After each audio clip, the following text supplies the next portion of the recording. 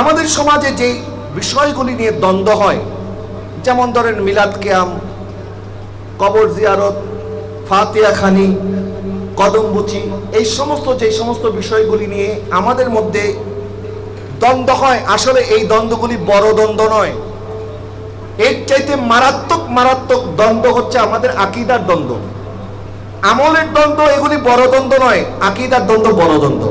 কথা বলেন ঠিক কিনা? এই ওয়াহাবিদের আকীদা কি বলে শোনেন।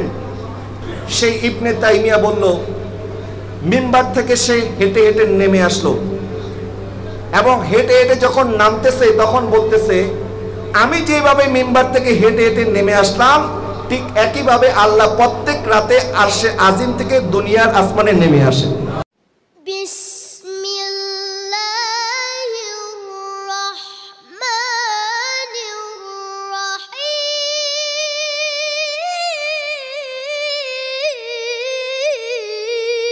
এখন আমাদের দেশের প্রেক্ষাপট অনুযায়ী যেই সমস্ত বাতিল ফিরকারা মাথাচাড়া দিয়ে উঠতেছে তাদের পরিচয় আপনাদের খেদমতে আরজ করি।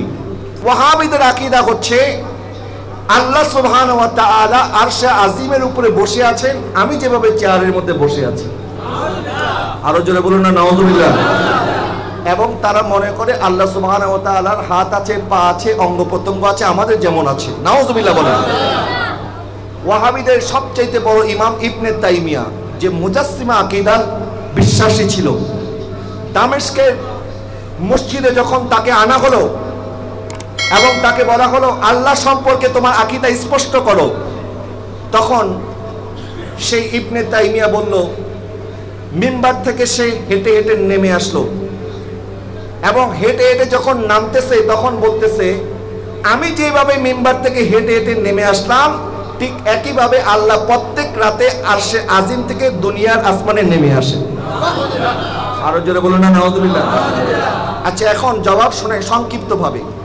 তারা কোরআনের একটি আয়াতকে অপব্যাখ্যা করে, ফাস্তাওয়া আলাল আরশ, আল্লাহ সুবহানাহু ওয়া তাআলা আরশে আজিমের উপরে সমাসীন হয়েছেন। এখন তারা এর অর্থ করে আল্লাহ আরশে আজিমের উপরে বসে আছেন। এখন আরশ এটা হচ্ছে সৃষ্টি, আর আল্লাহ হচ্ছেন স্রষ্টা। কথা বলেন না ঠিক কিনা?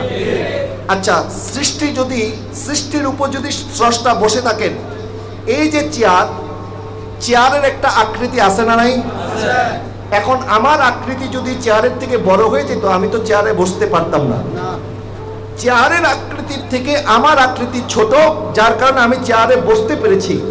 এখন আমরা যদি বলি আল্লাহ আরশে আজিমের মধ্যে বসে আছেন, তাহলে বুঝতে হবে আল্লাহ আরশের চাইতে ছোট। নাউযুবিল্লাহ বলেন না। আচ্ছা, এখন চেয়ারের মধ্যে আমি বসে আছি, এই চেয়ারের ওজনের চাইতে আমার ওজন যদি বেশি হয়ে যায় তাহলে তো চেয়ার ভেঙে যাবে। আমার ওজন কম, চেয়ারের ওজন, চেয়ারের ধারণ ক্ষমতা বেশি। এখন আমি যদি বলি আল্লাহ আরশে আজিমের মধ্যে বসে আছেন, তাহলে বলতে হবে আরশের ওজন বেশি, আল্লাহর ওজন কম। তাহলে আল্লাহকে আরশের চাইতে খাটো করা হবে। তার মানে বোঝা গেল আল্লাহ সুবহানাহু ওয়া তাআলা আমাদের মতো নয়। 3 নম্বর প্রশ্ন হয়, আল্লাহ আগে আরশ সৃষ্টি হয়েছে পরে? কথা বলেন না ঠিক কিনা? তা আরশ তো সৃষ্টি পরে হয়েছে, তো আরশ সৃষ্টি হওয়ার পরে যদি আল্লাহ আরশের মধ্যে বসে থাকেন, তাহলে আরশ সৃষ্টির আগে আল্লাহ কোথায় ছিলেন? কথা আছে না নাই? আমাদের আকীদা বিশ্বাস, আরশ সৃষ্টি করার আগেও আল্লাহ ছিলেন, আরশ সৃষ্টি করার পরেও আল্লাহ আছেন। আরশে আজিম সৃষ্টি করার আগে আল্লাহ যেভাবে ছিলেন, আরশ সৃষ্টি করার পরেও আল্লাহ সেভাবে আছেন। কথা বলেন না ঠিক কিনা? তাহলে আল্লাহ সম্পর্কে আমাদের আকীদা ক্লিয়ার। এই ওয়াহাবিদের গুরু ঠাকুর যারা, তারা এই কথাগুলি আম মজলিসে বলে না, কারণ আম মজলিসে যদি বলে মানুষ একটাও তাদেরকে আস্ত রাখবে না। কথা বলে না ঠিক কিনা?